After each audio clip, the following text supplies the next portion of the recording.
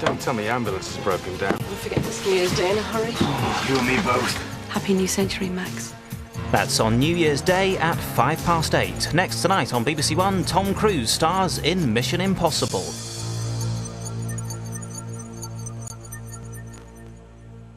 Bank Holiday Tuesday on BBC One. A big day in Ballycay. Double vodka and white for me and the girls. And then we're off to Lorenzo. And Kathleen has one too many. Just push the cone down. Don't throw your weight around with me, copper.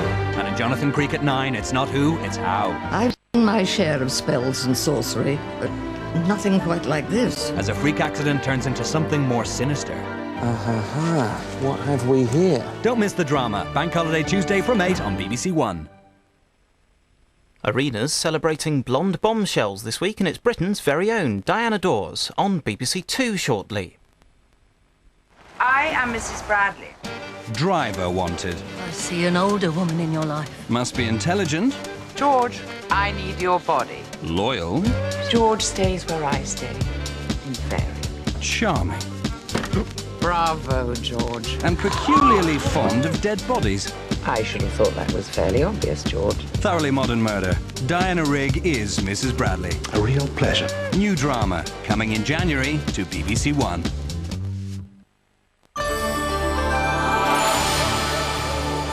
The big Boxing Day movie premiere now on BBC One. It's action all the way in Mission Impossible. Some viewers may like to know that there are strobing effects in the film's opening title sequence. Cover your left eye, read the letters.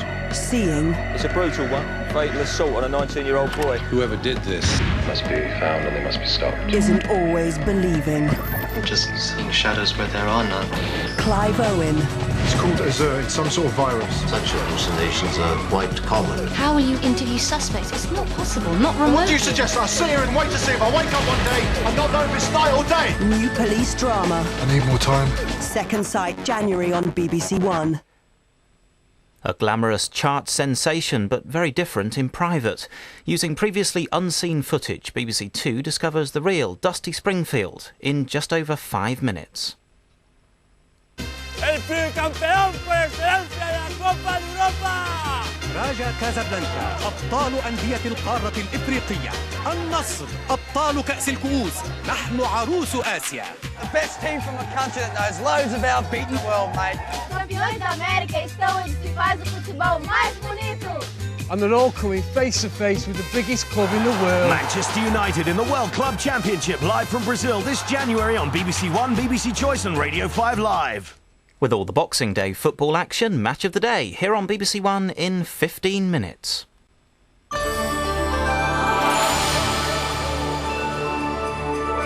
First on BBC One, the BBC News with Peter Sissons.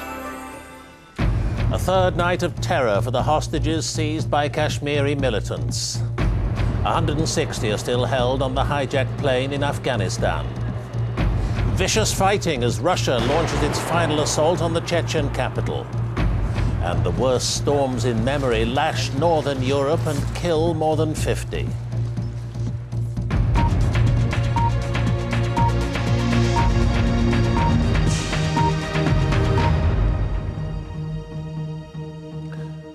Good evening. 160 hostages on board a hijacked Indian Airbus are still being held tonight on an airstrip in Afghanistan. Their captors have freed only one more passenger who became ill, and at least one other has been stabbed to death. There are believed to be 6 or 7 hijackers who are demanding the release by India of some Kashmiri separatists. The aircraft, owned by Indian Airlines, is at Kandahar in southern Afghanistan. It was seized on Friday on its way from Kathmandu to Delhi. On the tarmac and going nowhere, the hijacked airliner at Kandahar. Another person was released today, said to be a gesture of goodwill, but the hijackers have threatened to blow up the plane if anyone approaches it, and the 150 passengers still on board have now begun another night in captivity. The Afghan authorities say they won't tolerate any attempt to end the hijacking by force. They clearly want the aircraft to leave and have offered the hijackers fuel. But according to the crew, an oil leak needs to be repaired before it can take off, and where the plane would go is not clear. At the request of the Indian government, a team from the United Nations has flown in to help. but it's being stressed they're not there to negotiate, a decision that's upset the Afghan authorities. And in Delhi, anger is growing among the relatives of those still held captive. They want to know what the Indian government is doing to resolve the crisis, and they're not happy with the answers being given by ministers. Among those calling for action is the wife of the plane's co-pilot. I'm very much annoyed with the government till right now. I just can't express my feelings about my husband. The passengers released by the hijackers in Dubai arrived back at Delhi airport as waiting relatives clamoured for news. This man said he'd been tied up, blindfolded and stabbed. The funeral of the one man known to have been killed by the hijackers has taken place amid emotional scenes that further underline the public pressure on the Indian government to secure the release of the remaining hostages. Peter Gould, BBC News. The Russians say they've reached the centre of Grozny, the capital of Chechnya. There's fierce fighting in the streets as rebels try to defend the city, where thousands of civilians remain trapped. Russian forces say they've taken the strategically important Minutka Square and claim some groups of rebels have been cut off. Slowly but surely, the Russian army is edging forwards. Day 2 of the all-out assault on Grozny, and the shelling is incessant. The artillery barrage is targeted on known pockets of rebel resistance. The soldiers move in only once a specific area of the Chechen capital has been pounded. The approaches to the city have been heavily mined, though. Clearing them is a time-consuming business, hampering the Russian advance. Convoys of trucks carry ammunition to the front. We saw vehicle after vehicle on the road today. This is a massive operation.